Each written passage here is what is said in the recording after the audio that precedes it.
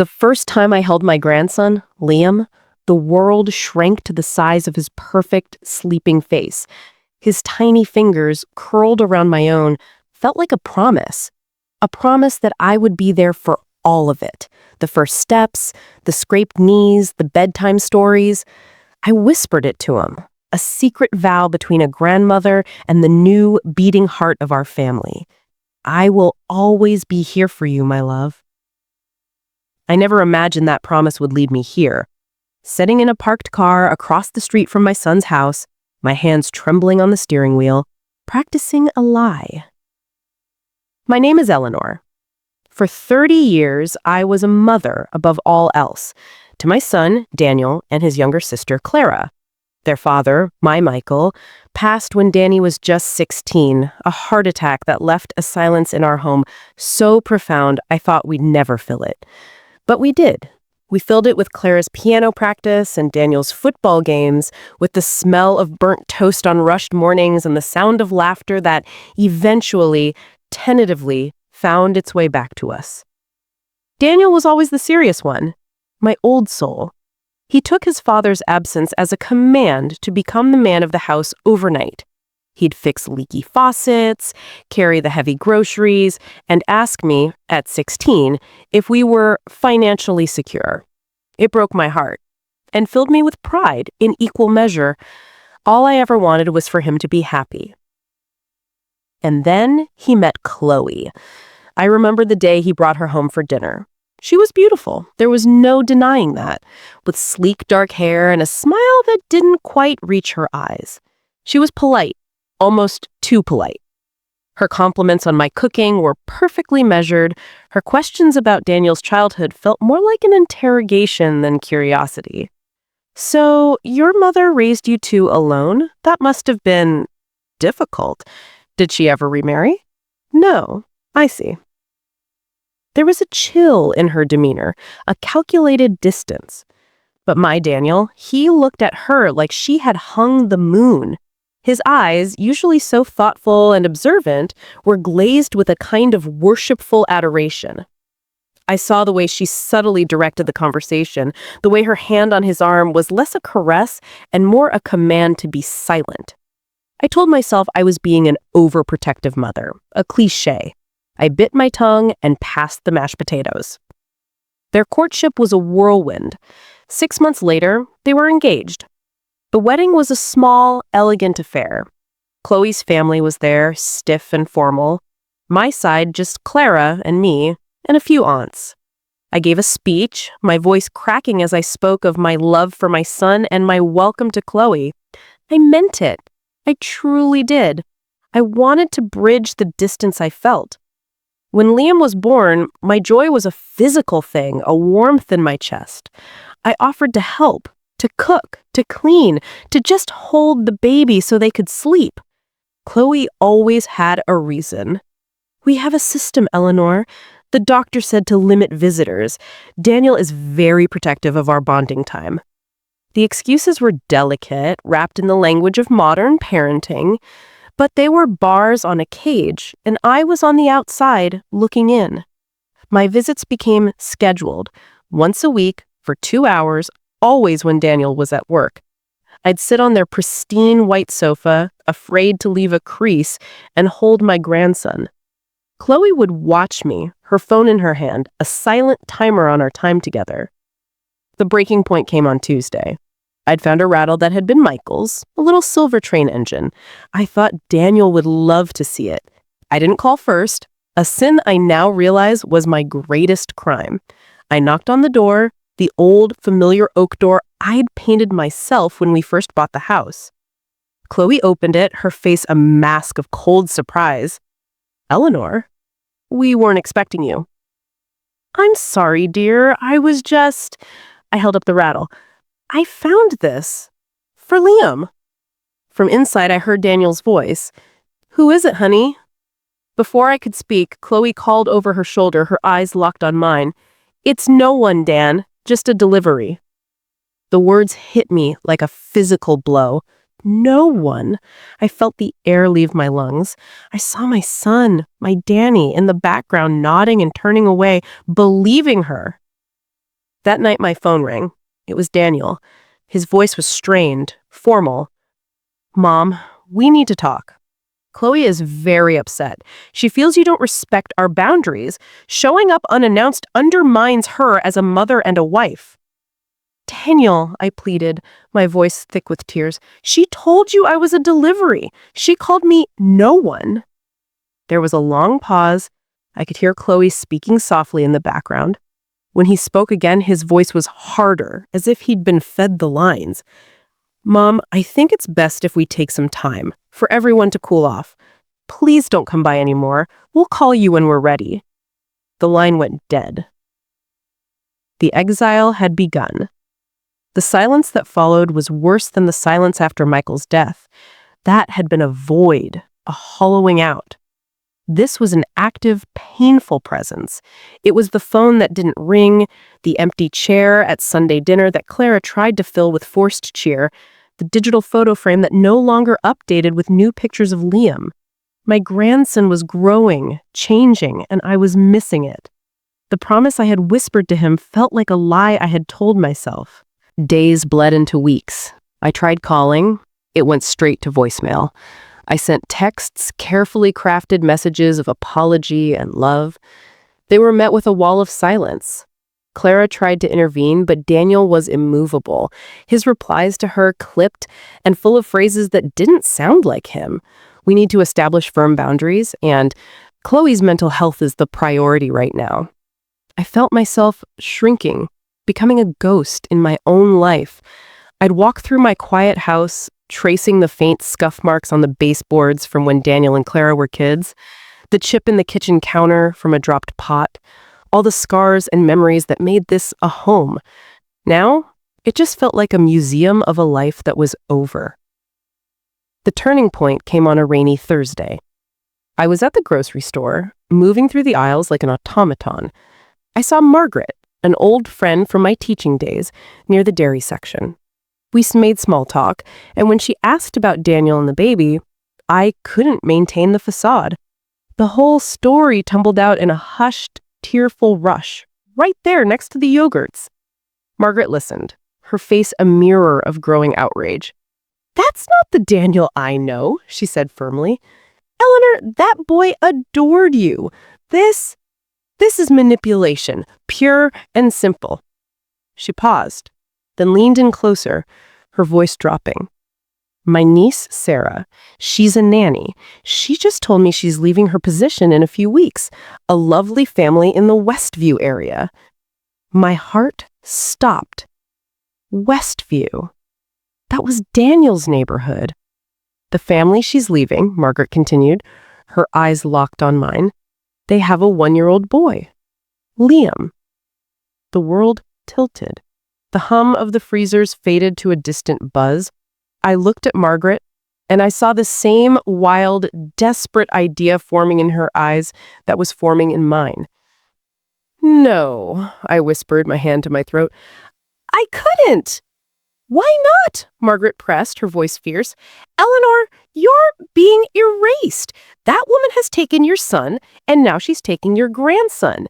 You have a right to know he's safe. You have a right to fight for your family."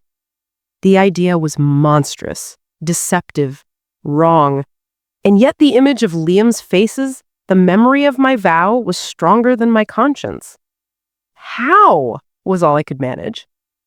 It was a whirlwind of clandestine planning. Margaret's niece Sarah was a godsend.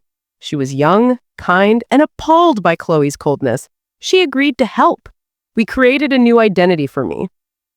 I was Helen, a retired widow with decades of childcare experience looking for a part-time position. Sarah would give me a glowing reference. My years of raising Daniel and Clara were my qualifications. The irony was so sharp, it felt like a blade. The interview was set for a Tuesday afternoon. I stood in front of my mirror practicing. I wore a simple, serviceable cardigan I'd never have chosen for myself. I pinned my hair back in a severe bun. I took off my wedding ring, the one I hadn't removed in 35 years, and placed it in my jewelry box. The pale band of skin on my finger felt like a brand. Driving to their house felt like crossing into enemy territory. My palms were slick with sweat. I parked my car a few blocks away, as planned, and walked the rest of the distance, my heart hammering against my ribs. I knocked on the door. Chloe opened it. She was dressed in expensive athleisure wear, her phone in her hand, as always. She looked me up and down, her expression one of detached assessment. "You must be Helen." "Yes, ma'am," I said, my voice softer, meeker than my own. "It's a pleasure to meet you." She let me inside. The house was different. The warm, lived-in feel I had helped create was gone. The walls, once a soft butter yellow, were now a stark gallery white. My old armchair was gone, replaced by a minimalist chaise lounge that looked as comfortable as a slab of marble. The family photos were all gone, replaced by generic, mass-produced art. It was as if my history, our history, had been surgically scrubbed away. And then I saw him. Liam was in a playpen in the living room. He was bigger, his hair a little thicker. He was stacking colorful rings, his chubby face a picture of concentration. A sound escaped me, a tiny choked gasp. Chloe glanced back at me. "Is everything all right?" "Yes," I said quickly, forcing a smile. "He's just a beautiful boy. They grow so fast at this age." She nodded, seemingly satisfied. The interview was a clinical affair. She asked about my experience, my philosophies on sleep training and nutrition. I answered carefully, channeling my own motherly instincts into the persona of Helen. I was careful to never look directly at Liam for too long, the effort of it making my eyes ache. "Sarah spoke very highly of you," Chloe said finally, tapping her manicured nails on the kitchen island. "We need someone 3 days a week. The most important thing is reliability and discretion. We value our privacy." "Of course," I said, nodding. "I understand completely." She offered me the job, just like that. "Helen, you can start on Monday." Walking out of that house, I felt a dizzying cocktail of triumph and self-loathing. I had done it. I was in. But as I walked back to my car, the spring sunshine feeling harsh and judgmental, I couldn't shake the feeling that I had crossed a line from which there was no return. I was no longer just Eleanor, the grieving grandmother. I was now Helen, the spy in the house of my own son. The first Monday as Helen was a study in exquisite agony. I arrived precisely at 8 a.m., a thermos of tea in my bag, and a churning in my stomach. Chloe let me in with a curt nod, already dressed for what I assumed was a day of errands, or perhaps a gym class. She ran through a list of instructions: Liam's nap schedule, the approved organic baby food pouches, the fact that the television was never to be turned on. "Daniel works from home in his study on Mondays," she said, her voice dropping slightly. "He's very focused on his work." My breath hitched. Daniel, my son, just rooms away. The thought was both a magnet and a repellent. "Of course," I murmured, keeping my eyes downcast. The moment the front door clicked shut behind Chloe, the atmosphere in the house shifted. It was just me, Liam, and the silent closed door of the study. Liam looked up at me from his playmat, his big blue eyes, Daniel's eyes, wide and curious. "Hello, sweet boy," I whispered, my voice cracking with the weight of everything I couldn't say. I knelt down and my hand trembled as I reached out to touch his soft cheek. He didn't pull away. He just blinked, and then a slow, gummy smile spread across his face. It was a punch to my soul, so full of unconditional trust.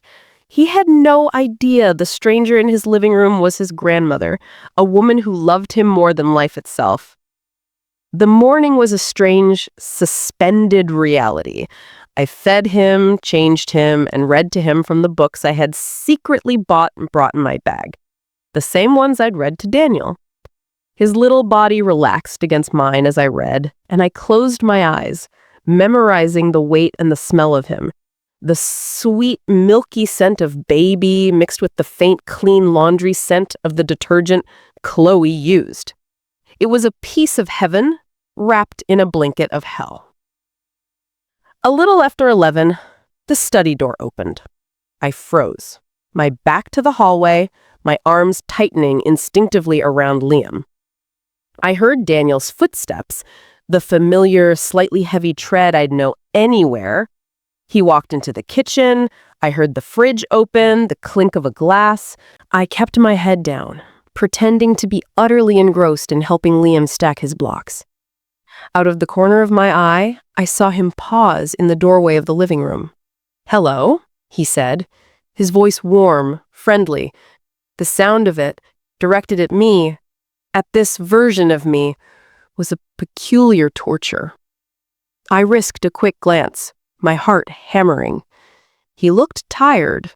There were new lines around his eyes that hadn't been there a few months ago. But he was smiling, a gentle, polite smile, for the new nanny. "Good morning, sir," I said, my voice a strained, foreign thing. I turned my face slightly away, feigning a cough into my shoulder. "Oh, please, call me Daniel," he said. He came a little closer, and I felt my entire body go rigid. He was looking at Liam. "How's he been this morning?" "He's been a perfect angel," I managed to say, focusing on the block in my hand. "We've been reading and playing." He nodded, his gaze soft as he watched his son. "That's good. That's really good." He lingered for a moment longer, and I could feel his presence like a physical warmth. This was my boy, the one I'd bandaged and cheered and worried over, and now I was a stranger in his home, hiding in plain sight. He went back to his study, and I let out a breath I didn't realize I'd been holding. The rest of the day passed in a similar vein, a constant, low-grade panic punctuated by moments of pure, stolen joy with Liam. It was during his afternoon nap that I saw the first crack. I was tidying the kitchen, wiping down the pristine counters, when my eyes fell on the trash can. It was mostly empty, but a crumpled piece of thick, expensive-looking paper caught my eye. A reflex, a need to understand the landscape of this new world, made me pluck it out. It was a torn-up piece of a draft letter from a prestigious investment firm. I carefully smoothed the pieces on the counter. The words were fragmented, but they were clear enough. Quote, "Per your instructions, we have initiated the transfer of the entirety of the trust fund established by the late Michael Roberts, quote, into the joint account under Daniel and Chloe Roberts," unquote. My blood ran cold. Michael's trust fund, the one he'd set up with his life insurance, the one he'd made me promise to guard for Daniel and Clara until they were established, until they bought a house or started a business. It wasn't a fortune, but it was their safety net, their inheritance. Daniel knew about it, of course, but he'd never shown any interest in touching it. He said it was for a rainy day. The entirety. And then, scrawled in pen on the margin, in Chloe's elegant handwriting, "Dan, this is the final step. Once this is done, we'll be completely secure. No more ties to the past. No more ties to the past." The paper trembled in my hand. This wasn't just about isolating him from his family. It was about the money. My Michael's money. She was systematically severing every single tie Daniel had to his past, to his father, to me, and consolidating everything, his life, his child, his finances, under her sole control. The disrespect she accused me of was nothing but a convenient excuse to get me out of the way so she could get her hands on that trust fund without any questions asked. I stood there in my son's silent, sterile kitchen, the truth settling over me like a shroud. This was so much worse than I had imagined. It wasn't just a difficult daughter-in-law, it was a calculated takeover. And my son, my good, trusting son, was sitting in a study, completely unaware that the walls were closing in around him, engineered by the woman he loved. The discovery of the letter fragment turned my quiet desperation into a cold, focused resolve. The pain was still there, a constant ache, but it was now secondary to a new, more urgent purpose. I had to find proof. I had to wake Daniel up before it was too late. My days as Helen became a delicate ballet of care and espionage. I loved Liam with a ferocity that was both my cover and my fuel. We built forts with blankets, something Chloe would have never allowed. I sang him the silly songs I'd made up for Daniel, my voice a hushed whisper in the quiet house. He would giggle, a sound that felt like sunlight breaking through storm clouds. And in those moments, the deception felt worth it. But when he napped, Helen got to work. I started noticing the patterns, the subtle architecture of Chloe's control. Daniel's study was off limits, but the rest of the house was my domain. I began with the filing cabinet in the living room, the one Chloe thought was cleverly disguised as an end table. It was locked. I found the key a week later, taped to the underside of a desk drawer in the kitchen, an old trick Michael had used. My hands shook as I opened it. Inside were neat, labeled folders. I bypassed the utilities, the car insurance, and went straight for the one marked Finances Daniel. I pulled it out, my heart a frantic drum against my ribs. It was a ledger of isolation. There were printed out emails Daniel had sent to his old college friends, making excuses for why he couldn't attend reunions or golf trips. Chloe's handwritten notes were scrawled in the margins. "This is a waste of money," or "You said you'd focus on family now." There was a list of his friends' names with check marks next to them. Most were checked off. Then I found the bank statements. The joint account showed regular, large transfers to an account in Chloe's name only. The memos read investment portfolio or savings, but the amounts were staggering for a couple with a single income and a new baby. I compared them to the records of Daniel's paychecks being deposited. She was siphoning off nearly half of his salary. And then I saw it. A single massive deposit, the exact amount of Michael's trust fund. It had hit the joint account, and within 48 hours, almost all of it had been transferred out to Chloe's private account. The memo simply said, asset consolidation. My air left my lungs. She had done it. She had taken it all. My hands were ice cold as I took out my phone. I had started carrying a cheap, prepaid burner phone for this very purpose. I began photographing everything: the ledger, the bank statements, the checked-off list of friends. The click of the camera shutter was the only sound in the silent house, a tiny mechanical indictment. A floorboard creaked upstairs. I froze, my blood turning to slush in my veins. I shoved the papers back into the folder, my movements frantic and clumsy. I closed the cabinet, fumbled with the key, and barely managed to slip it back into its hiding place and slide the drawer shut just as I heard footsteps on the stairs. It was Daniel. He came into the kitchen looking for a glass of water. He smiled at me, that same tired, polite smile. "Everything all right, Helen? You look a little flushed." "It's nothing, sir." Daniel," I stammered, turning to the sink and pretending to wash a spotless glass. "Just a bit warm today." He nodded, unconcerned, and went back upstairs. I leaned against the counter, my legs weak, the phantom weight of the phone burning a hole in my cardigan. I had the evidence, but what good was it locked away on a cheap phone? I was still Helen, the nanny. I had no way to get it to Daniel without revealing myself and risking him dismissing me as a crazy, vindictive woman before he even saw the truth. I needed him to see it for himself. I needed a moment where the carefully constructed wall between his reality and mine would crack and the truth could flooding through. I didn't know how or when, but I knew I had to be ready. The stakes were no longer just my relationship with my grandson. They were my son's entire future. The opportunity presented itself 2 weeks later, and it came from the most unexpected of places, a stomach virus. Chloe called me early on a Thursday morning, her voice tight with a strain I'd never heard before. "Helen, I need you to come in immediately. Daniel is unwell. I have a critical appointment I cannot miss." A critical appointment, I later learned from a discarded receipt, was a spa day she'd prepaid for months in advance. She didn't cancel it for her violently ill husband. When I arrived, the house had a different energy. The usual pristine order was disrupted. A blanket was crumpled on the sofa, and a used water glass sat on the coffee table.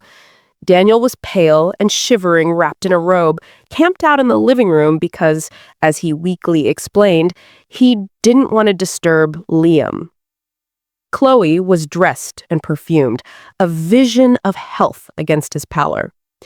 "I've left instructions on the counter," she said, barely glancing at him. "His medicine is every 4 hours. Don't let him have any dairy." She swept out the door without a kiss, without a touch, her heels clicking a brisk final rhythm on the porch. The moment she was gone, the mask of the house fell away completely. This was no longer Chloe's domain. It was a sick room.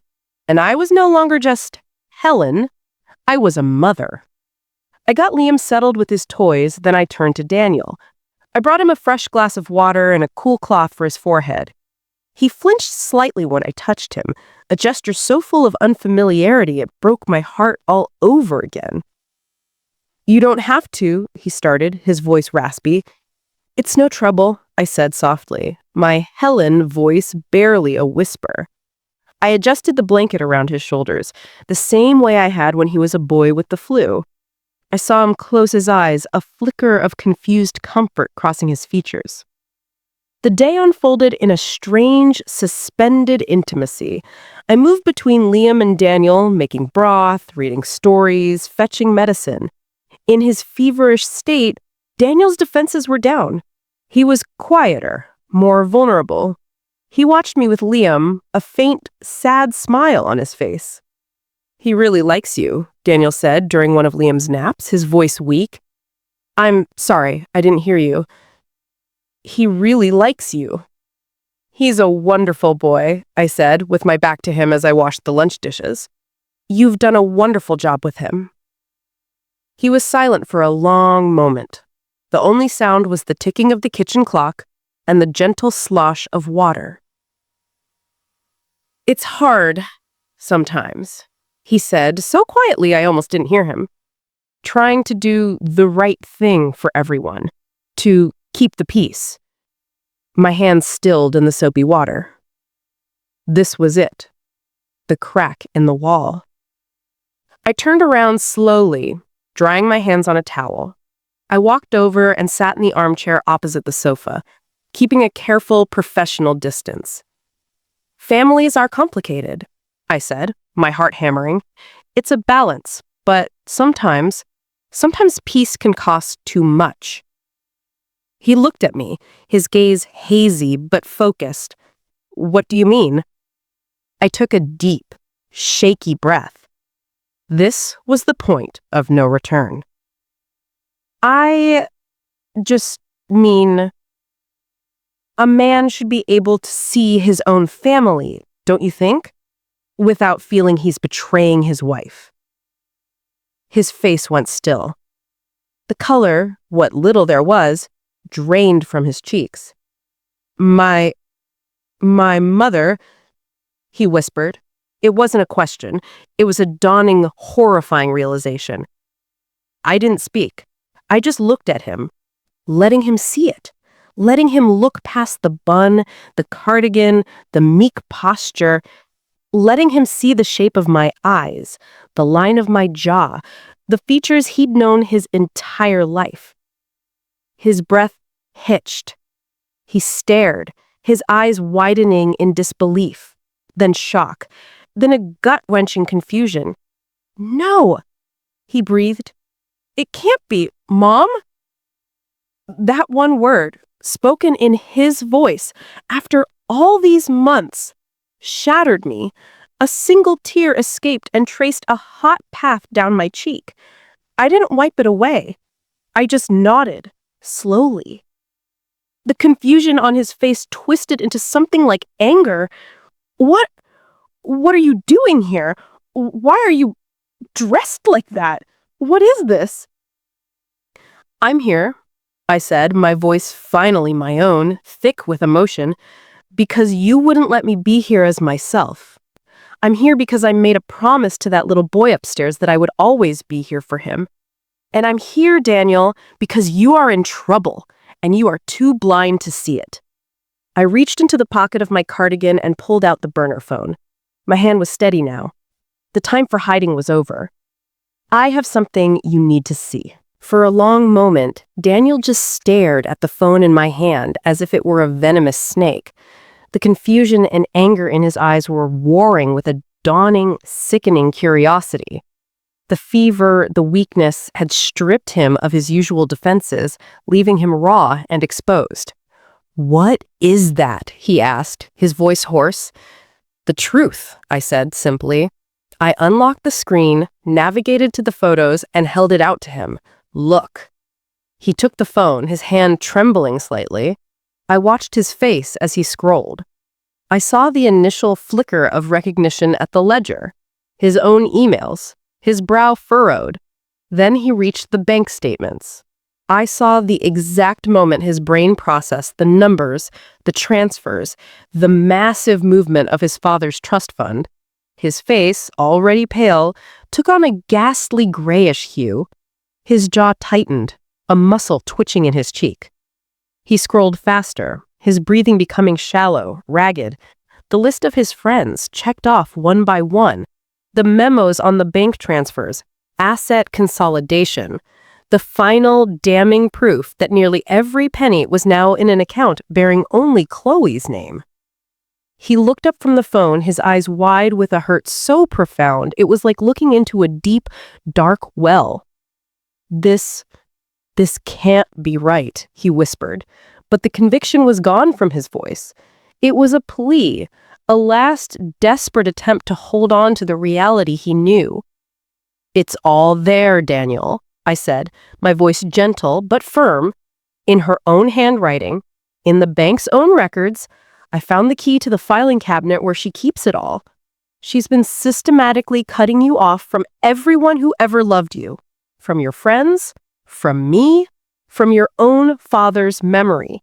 And she's been taking your money while she did it." He dropped the phone onto the blanket as if it had burned him. He put his head in his hands, his shoulders slumping. A low, guttural sound escaped him, a noise of pure, unadulterated pain. It was the sound of his entire world collapsing. "Why?" he choked out, not looking at me. "Why would she do this?" "I don't know, son," I said, my own tears falling freely now. "Control? Fear? Greed? Some people see love as a possession. They think to keep it, they have to own every part of you and erase everything that came before them." We sat in silence for a long time, the weight of the revelation pressing down on us. The cheerful sounds of Liam babbling to himself in the crib over the baby monitor provided a surreal, heartbreaking soundtrack to the scene. Finally, Daniel looked up. His eyes were red-rimmed, but the fog of sickness and deception had cleared, replaced with a sharp, pained clarity. He looked at me, truly looked at me, for the first time in months. "Mom," he said, and the word was a confession, an apology, a homecoming. I moved from the chair to the sofa, ignoring every rule of my Helen persona, and gathered my son into my arms. He was a grown man, trembling and feverish, and he collapsed against my shoulder like the little boy he once was. I held him as he cried, great shuddering sobs that seemed to tear themselves from the deepest part of him. I smoothed his hair and whispered that it was going to be okay, that we would figure it out, that he was not alone. Not anymore. The front door unlocked. We both froze. Daniel pulled away, quickly wiping his face with his sleeve. The sound of Chloe's cheerful voice called out, "Hello, we're back. How's the patient?" The spell was broken. The real world, with all its consequences, was about to walk into the room. Daniel's eyes met mine, and in them I saw no more confusion, no more doubt.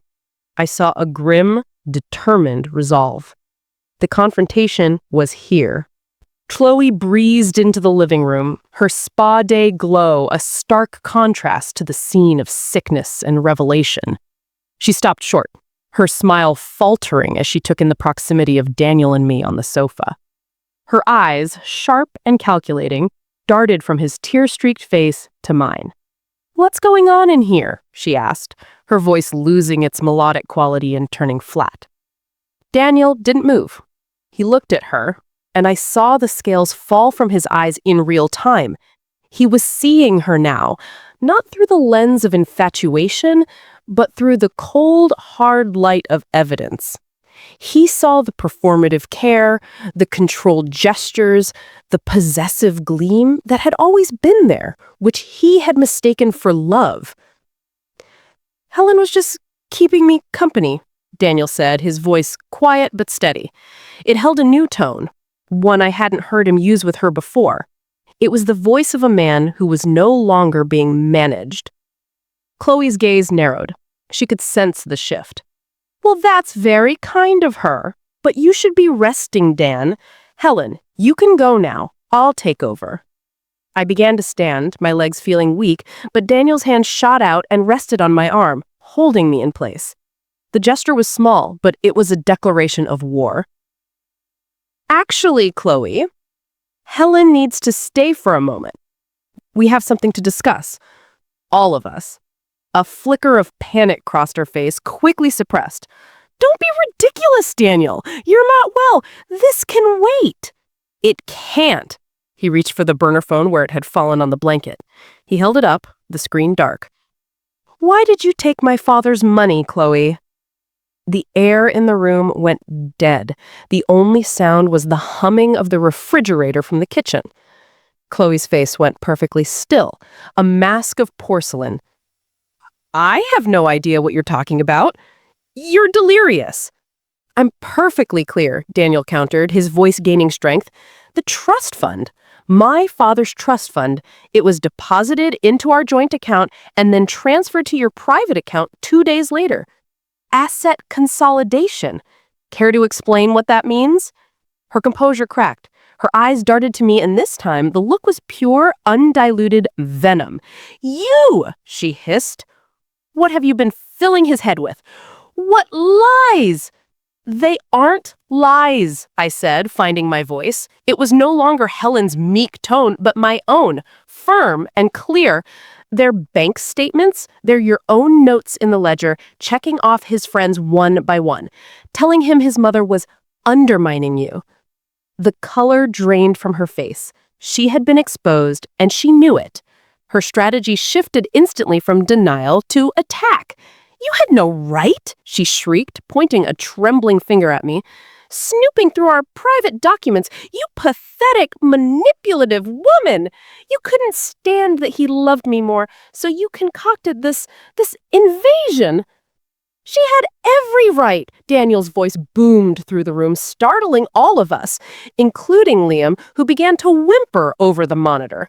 He struggled to his feet, using the sofa for support, his body weak but his will iron strong. "She was protecting us," Chloe cried, her voice cracking with a performative desperation that no longer held any power over him. "I was building a life for us. Your family, your friends, they were holding you back. They didn't understand our love. That money was just sitting there, and I was investing it for our future, for Liam's future." "In an account with only your name on it?" Daniel's laugh was a harsh, bitter sound. "You were building a life for you, Chloe. A life where you controlled every person, every dollar, every memory. Well, it's over." The finality in his voice silenced her. She stood there, breathing heavily, her beautiful facade crumbling to reveal the ruthless architecture beneath. The mask was off for good. "Get out," Daniel said, his voice dropping to a deadly calm. What? You heard me. Pack a bag and get out of my house. My father's house. I want you gone by the time I get back from taking my mother and my son home. The words hung in the air. A sentence and a salvation. He was choosing us. He was choosing the truth. Without another word, Daniel turned to me, his expression exhausted but resolute. "Mom," he said, the word a balm on all the wounds of the past months, "will you help me get Liam ready? We're going to your house." Tears streamed down my face, but this time they were tears of relief, of a long-awaited deliverance. "Of course, Daniel," I whispered. "Of course." As I walked upstairs to get my grandson, I passed a stricken Chloe, frozen in the center of the living room she had tried so hard to make her own. She was already a ghost there. The house, I knew, was finally ready to become a home again. The drive to my house was enveloped in a heavy, but not unpleasant, silence. Daniel sat in the passenger seat, staring out the window, his body still racked with the occasional shiver from his illness, or perhaps from the seismic shock of the last hour. Liam, blissfully unaware in his car seat behind us, babbled softly to a stuffed elephant. When we walked through my front door, the air itself felt different. It was no longer the air of a museum of a lost life, but of a sanctuary. Daniel paused in the doorway, his eyes sweeping over the familiar, slightly cluttered living room, the family photos on the wall, the worn patch on the rug, my knitting basket by the armchair.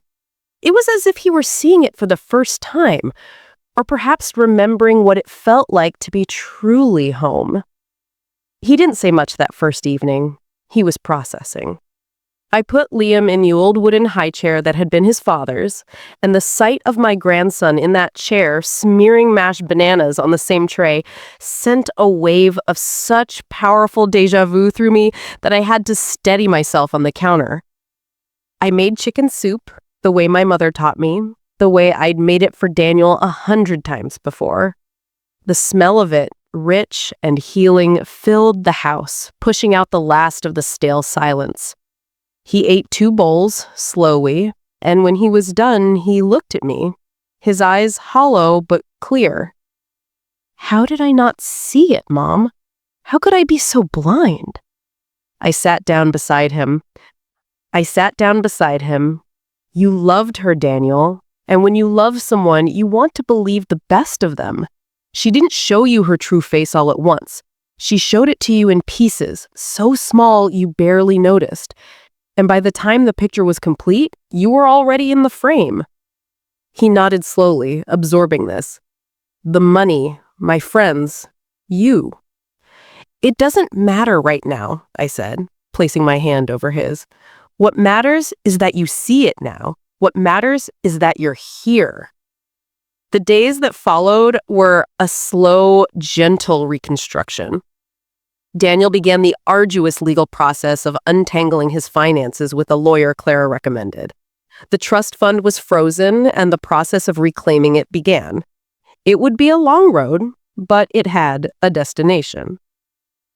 He started making phone calls to his old college roommate, to a friend from his first job.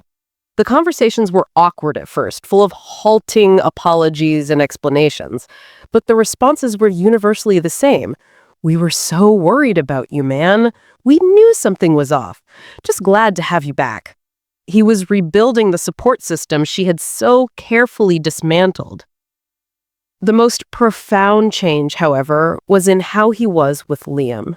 It was as if a filter had been removed. He was more present, more playful, more spontaneous. He wasn't just following a schedule dictated by Chloe.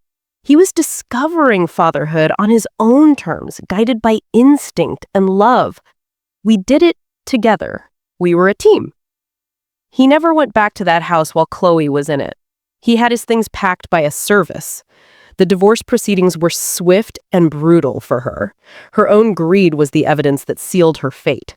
She fought, of course. She tried to claim to the house, to spousal support, but the paper trail I had uncovered was insurmountable. Her own words, her own numbers were her undoing. There was a certain poetic justice in that.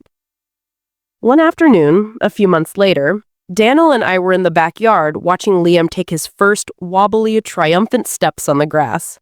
He tumbled into my lap with a gurgle of laughter, and Daniel sat down beside us, his face peaceful in a way I hadn't seen in years. He said, "I've been thinking," he said, watching Liam clench my finger. "I've been thinking about what you did, becoming Helen." He shook his head, a faint, incredulous smile on his lips. "It was crazy, Mom, and sneaky, and honestly, a little brilliant." I smiled back, a little ruefully. A grandmother's love can make her do desperate things. "No," he said, his tone turning serious. He looked at me, his gaze full of a deep, earned understanding. "You wasn't more than that. It was courage. You saw I was drowning, and you threw me a lifeline even though I didn't know I needed one. You fought for me when I didn't know how to fight for myself. You saved me, Mom." Tears filled my eyes, but they were clean tears, tears of absolution and grace. We had walked through the fire, and we had emerged on the other side, scarred but stronger, our bond not just repaired but reforged in something tougher and more precious than before. The past was a lesson, not a life sentence. The future, for the first time in a long time, felt not like something to be feared, but like a gift, wide open and full of light. So, that's my story. A story of love so strong it wore a disguise, of a truth so ugly it had to be uncovered in secret.